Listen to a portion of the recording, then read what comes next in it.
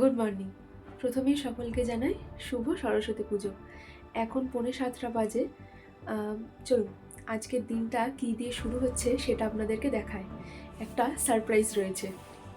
North বেঙ্গলের চতুর্থ দিনটা শুরুই হলো এক টুকরো স্বপ্ন দিয়ে। সকালে ঘুম ভাঙতেই চোখের সামনে ফুটে উঠল কাঞ্চনজঙ্ঘা।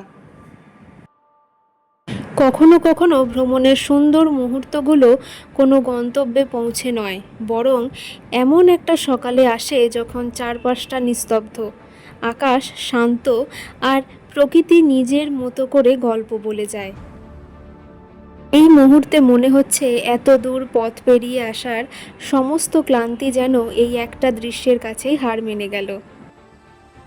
কাঞ্চনজঙ্ঘাকে সামনে রেখে মনে হলো কিছু দৃশ্য ক্যামেরাবন্দি করা যায়, কিছু অনুভূতি শুধু মনের মধ্যেই থেকে যায়। আর সেই অনুভূতিটুকু সঙ্গে নিয়েই শুরু হলো আমাদের নর্থ বেঙ্গল যাত্রার চতুর্থ দিন।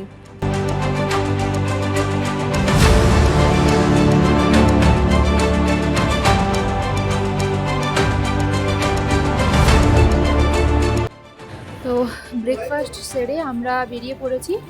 আমরা আজকে দার্জিলিং থেকে যাব হচ্ছে সানসেট।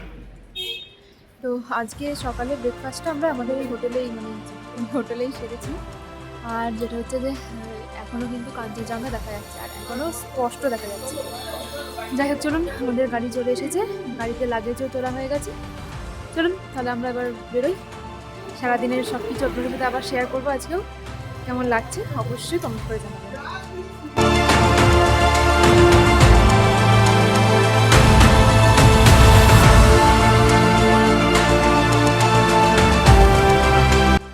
আমরা অনেকক্ষণ হলো বেরিয়ে এসেছি। তো ওই যে পেছনে এখনও কাঞ্চনজঙ্ঘা দেখা যাচ্ছে। রাস্তা থেকে এখানে ভিউটা খুব ভালো এসছে, তো যার জন্য আমরা এখানে একটু দাঁড়িয়েছি, একটু ছবি নেওয়ার জন্য, একটু ভিডিওর জন্য। আর কালকে একটু ভিডিও নেব।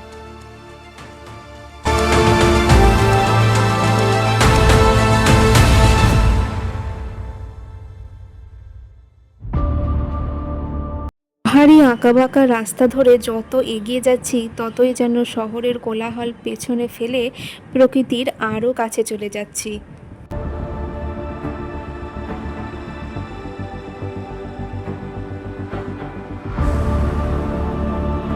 আমরা এখন চলে এসেছি লামাহাটা। তো ওখানে টিকিট কাটছে। প্রচুর রোদ আছে আজকে। ওয়েদারটা সত্যি খুব সুন্দর। এখান থেকে কাঞ্চনজঙ্ঘা নিচে, তো একটু উপরটা উঠে দেখি, দেখা যাবে হয়তো। হাওয়াটা আছে প্রচণ্ডই। চলুন উপরে যাই। এখান থেকে টিকিট নিতে হবে, আর টিকিটের দাম 20 টাকা করে। যাই হোক, চলুন এবার ভেতরে যাই। কাঞ্চনজঙ্ঘার এই মায়াবী সকালটাকে সঙ্গে নিয়েই আজকের আমাদের প্রথম গন্তব্য লামাহাটা। লামাহাটা পৌঁছেই প্রথম যে জিনিসটা মন ছুঁয়ে যায় সেটা হলো এখানকার শান্ত পরিবেশ। চারপাশের সবুজ সারি সারি গাছ আর পাহাড়ের বুকের নীরবতা, সব মিলিয়ে জায়গাটার মধ্যে একটা অদ্ভুত প্রশান্তি রয়েছে।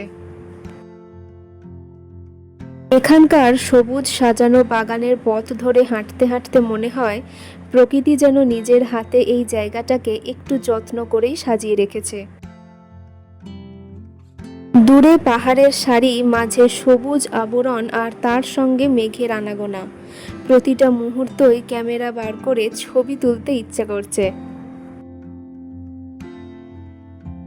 আর সবচেয়ে ভালো লাগছে এখানে এসে সময়টা যেন একটু ধীরে চলতে শুরু করেছে। ব্যস্ত জীবনের তাড়াহুড়ো থেকে কয়েক মুহূর্তের জন্য নিজেকে সরিয়ে এনে শুধু পাহাড়, বাতাস আর প্রকৃতির সাথে সময় কাটাচ্ছি।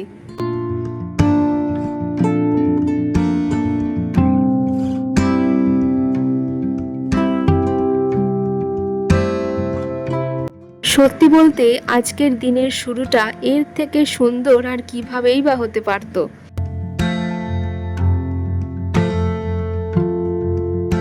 লামাহাটার এই শান্ত সৌন্দর্যটুকু মনের মধ্যে জমিয়ে রেখে এবার আমরা এগিয়ে যাব পরবর্তী গন্তব্যের দিকে। এই মুহূর্তে দাঁড়িয়ে আছি তিস্তা এবং রঙ্গম নদীর সংযম হচ্ছে যে জায়গায়, সেখানে। হ্যাঁ, অনেকটাই কিন্তু ওপরে। জুম করে দেখানোর চেষ্টা করছি, বুঝতে পারছেন নিশ্চয়ই যে দুটো নদী একসঙ্গে এসে কিভাবে মিলছে। দুটো নদীর রং কিন্তু একদম আলাদা।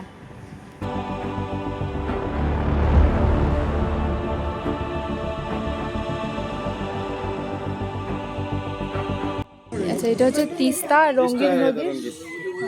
আচ্ছা, ওই দিক থেকে আসছে তিস্তা আর এটা হচ্ছে রঙ্গিত।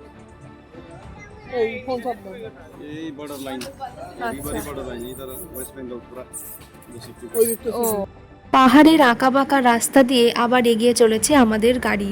আর এই পথের সবথেকে সুন্দর সঙ্গী তিস্তা নদী। একদিকে খাড়া পাহাড়ের সবুজ ঢাল, অন্যদিকে নিচ দিয়ে আপন মনে বয়ে চলেছে তিস্তার সবুজাভ জল। কখনো নদীটা একেবারে রাস্তার পাশে এসে পড়ছে, আবার কখনো পাহাড়ের বুকে অনেকটা নিচে সরু জলধারা দেখা যাচ্ছে। আজকের দিনের শেষ গন্তব্য পাইন ভিউ নার্সারি।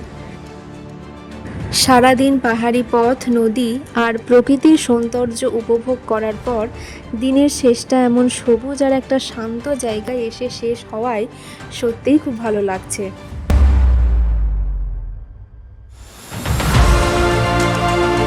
চারিপাশে অসাধারণ অনেক রকমের ক্যাকটাস গাছ দিয়ে কিন্তু সাজানো। এতদিন ধরে ফুলের আর পাতার সৌন্দর্য উপভোগ করে এসেছি, কিন্তু কাঁটারও যে একটা অসাধারণ রূপ থাকতে পারে সেইটা আজ প্রথম উপভোগ করছি।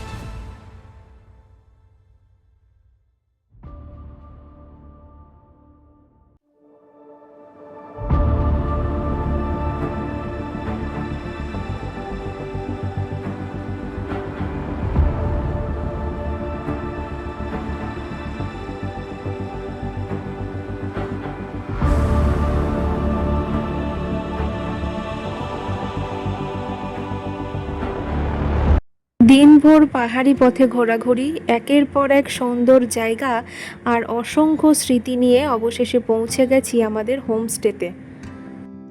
সারাদিনের ক্লান্তি কোথায় যেন মিলিয়ে গেল সবার হাসি, গল্প আর আড্ডার মধ্যে।